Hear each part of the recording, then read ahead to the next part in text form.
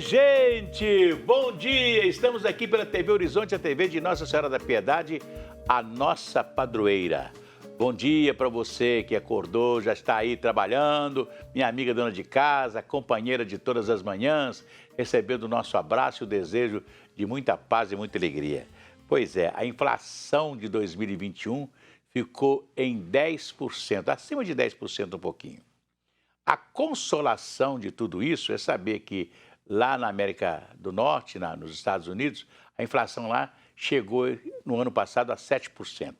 Quer dizer, os países que sofreram com a pandemia, né, tiveram problemas gravíssimos. O único país que parece que se preparou para a pandemia foi a China, né? Que a pandemia para a China foi uma maravilha, ela exportou tudo que ela queria, né? Inclusive as vacinas, né? Então, o único país que se deu bem com a pandemia foi a China, que cresceu.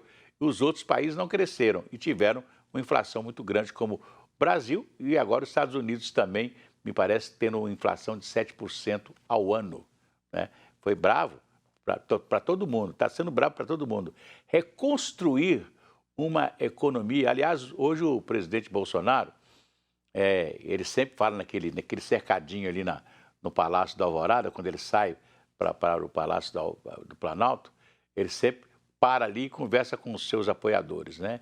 E ele disse o seguinte: olha, todo mundo agora está aí, né, me culpando pela inflação de 10%. Mas lembre-se que eu, no momento em que se fechavam as cidades, eu era contra. Porque fechava a cidade, então é sinal que a economia não ia avançar, né? A cidade toda fechada, claro, o comércio não funcionando, a indústria deixou de produzir, etc. E nós passamos umas dificuldades muito grandes, né?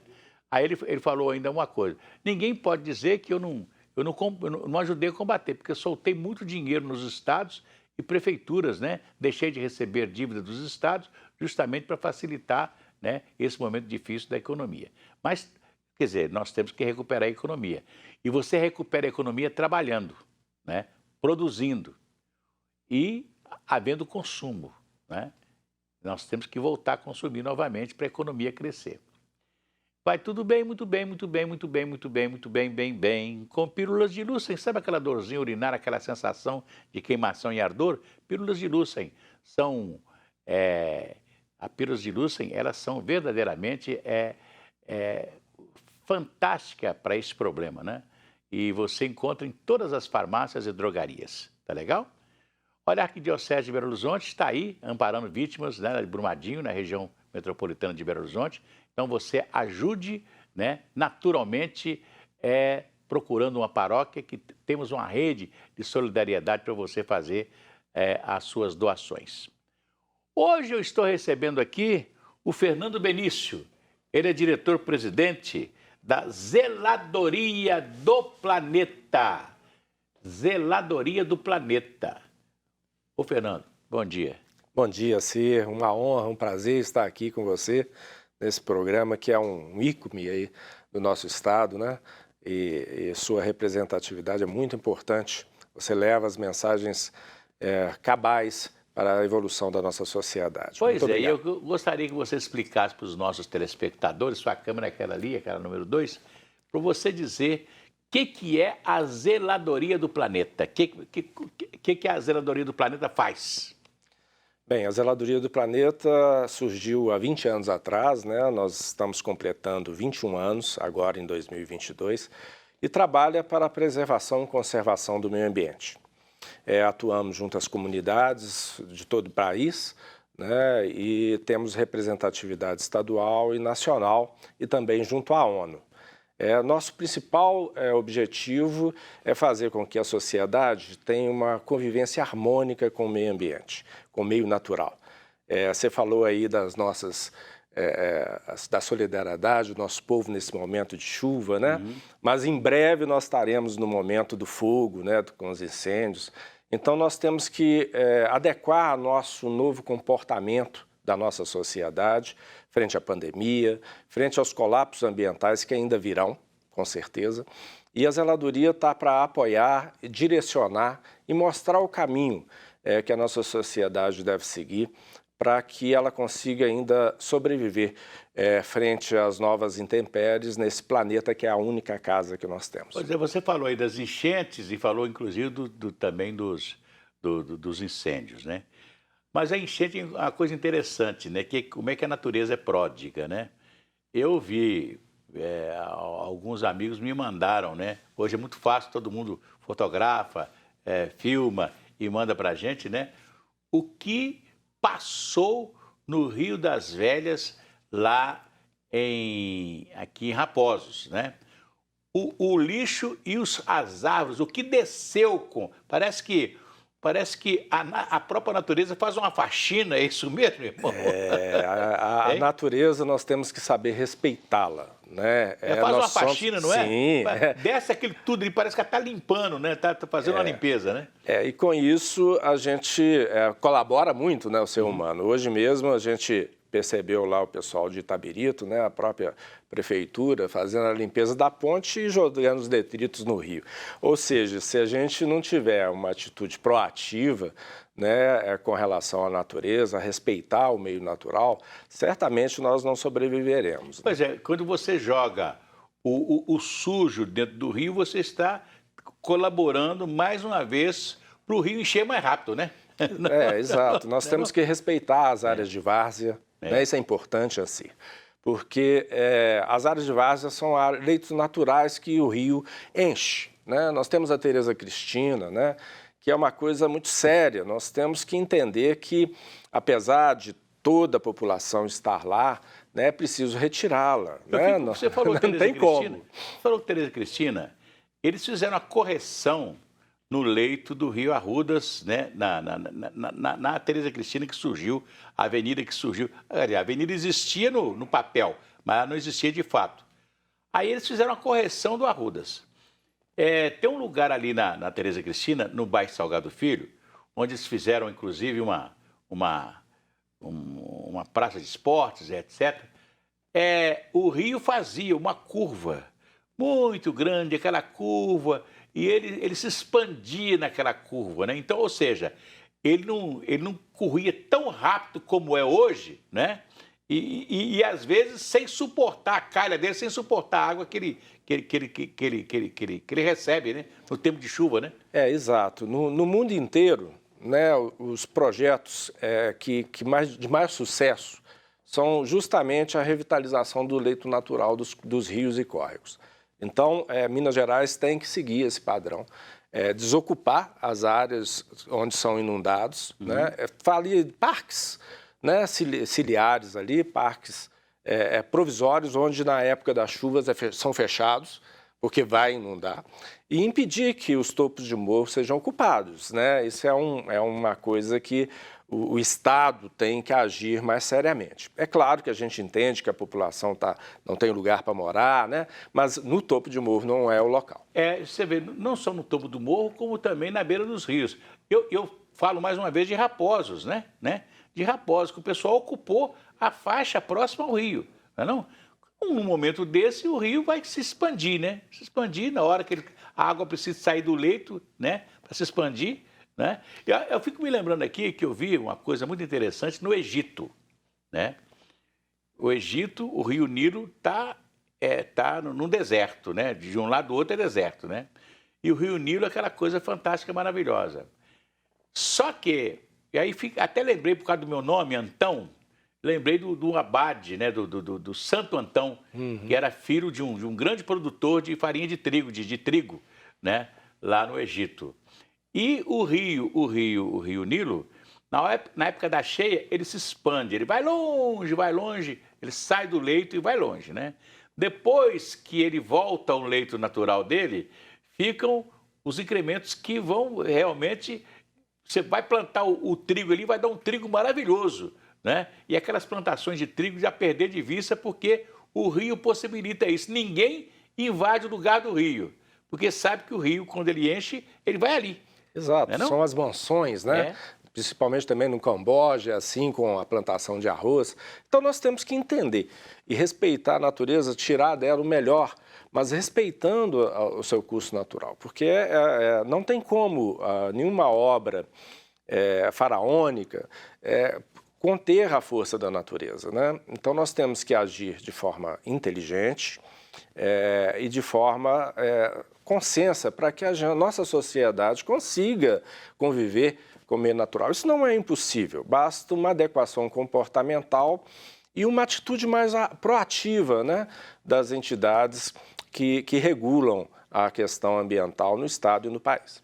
Ô, Fernando, nós estamos numa região que é chamado quadrilátero ferrífero de Minas Gerais, onde estão concentradas as maiores jazidas de minério de ferro e de outras preciosidades que a natureza nos dá aqui na região metropolitana e parte dela.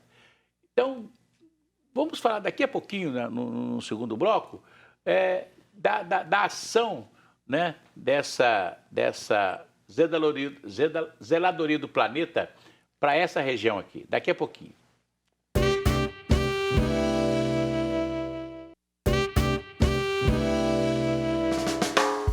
Voltamos aqui pela TV Horizonte, a TV de Nossa Senhora da Piedade. Eu quero cantar aquela musiquinha. Se a criança acordou, dorme, dorme menina, tudo calmo ficou, mamãe tem Auricedina.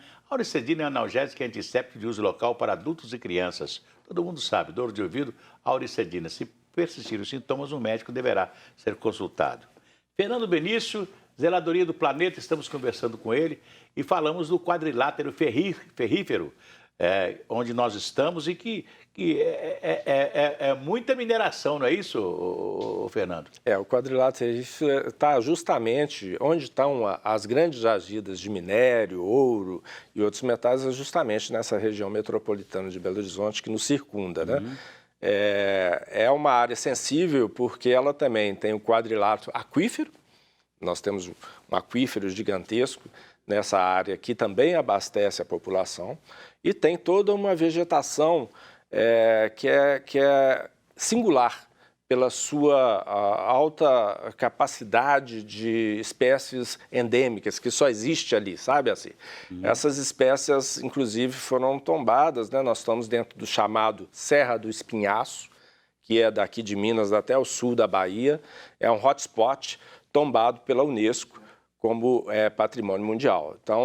Então tem toda uma complexidade ali, apesar da gente precisar da mineração para o nosso modo de vida atual da nossa sociedade, a gente também tem que equilibrar essa exploração com a preservação desses recursos naturais para que a gente tenha qualidade de vida, para que a gente tenha qualidade de ambiente, de clima, né, ter um clima ameno das nossas gerais, e ter água suficiente para abastecer a nossa sociedade. Eu já fico me lembrando aqui, tinha uma vez lá na Assembleia Legislativa, houve uma discussão muito grande, porque a MBR, que deixou de fazer mineração na Serra do Curral porque se exauriu, ou pelo menos ela foi até onde ela pôde ir, né?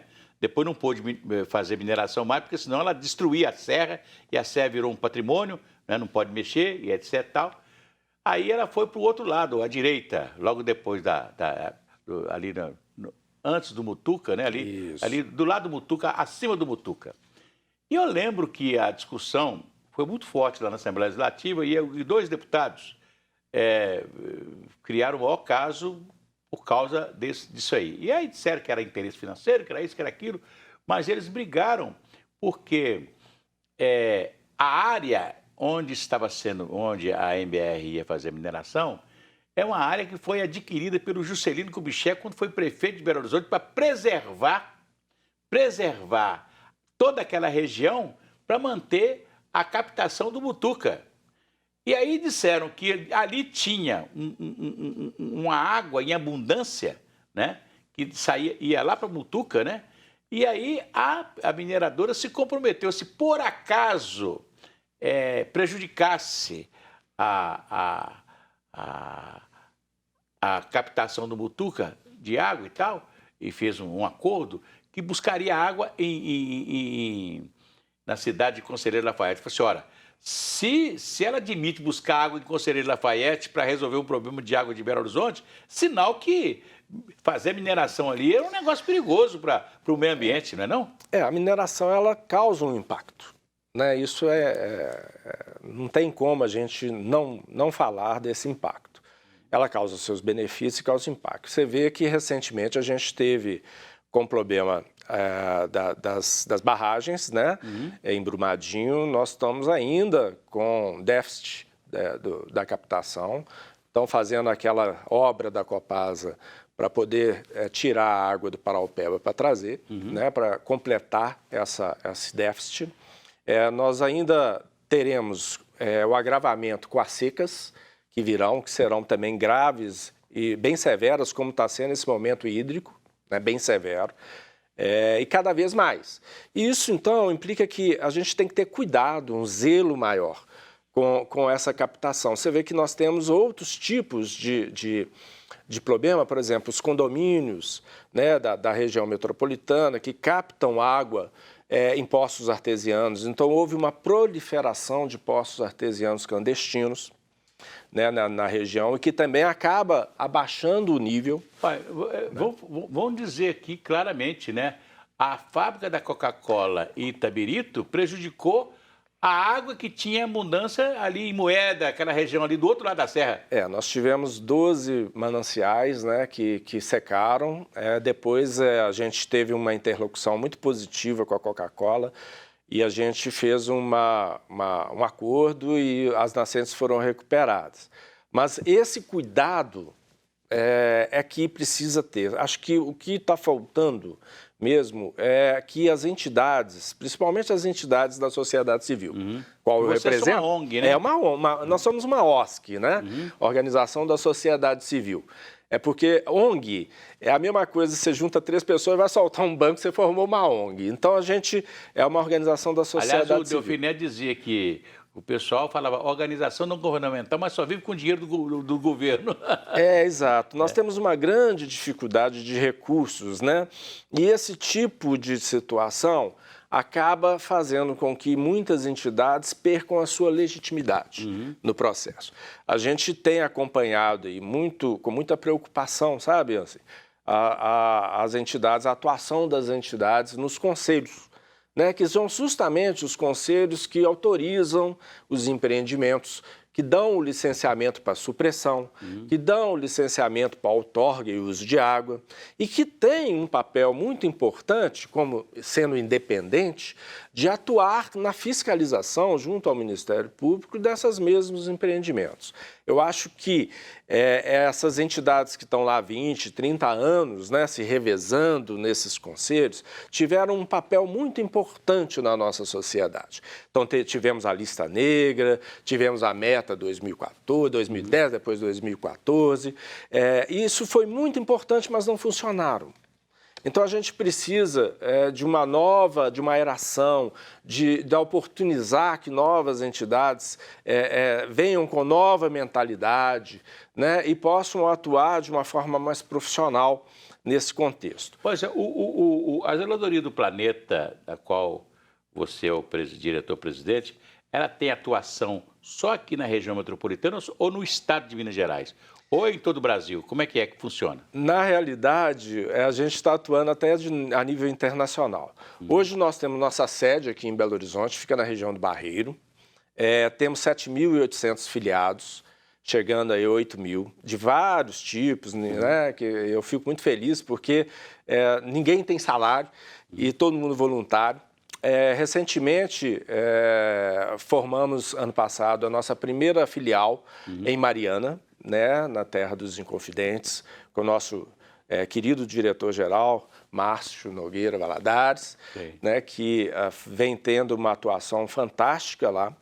É uma região que precisa muito também depois do que ocorreu, né? E nós temos aí formando novas diretorias, a rede, a nível até internacional. Então, nós estamos procurando agora no norte de Minas já atuar no Vale de Jequitinhonha com o nosso grupo. Em Nova Lima já temos 4 pessoas que estão formando a diretoria e eu convido a todos aqueles que quiserem nos representar, Porque formar uma ONG é muito difícil. Você tem que ter uma série de registros, tem que comprovar a atuação para poder começar, né, a fazer a coisa. Então, a zeladoria já tem um histórico de atuação, já tem um trabalho sério, comprovado, e que, se as pessoas quiserem atuar de forma mais séria, né, na questão ambiental, no seu município, no seu estado, nos procure, né, nós vamos ter um grande prazer em assessorar, para fortalecer também o nosso trabalho. Ô, Fernando, a gente sabe que nós avançamos muito, né, na preservação do meio ambiente. Apesar de todos os problemas, todos os percalços que nós temos, nós avançamos muito, né? Tem um avanço considerável, né? Ministério Público hoje, etc, etc. Mas eu acho que ainda falta alguma coisa. Por exemplo, né? Eu fico vendo, eu sempre falo que as mãos assassinas, né? Aquelas que colocam, que pode até dizer que o sol quente, que um pedacinho de caco de vidro no meio da mata vai provocar um fogo. Mas eu acho que a maioria do fogaréu que nós temos aí nos últimos tempos é gente que vai nas beiras de estrada, colocando fogo na beira de estrada e etc. Tal. Nós temos que ter mais fiscalização, não é verdade? Nós seres humanos somos lindos. Primeiro porque somos a imagem e semelhança. Só por isso nós já somos lindos. Mas a gente tem que evoluir muito no sistema, na normatização da nossa sociedade.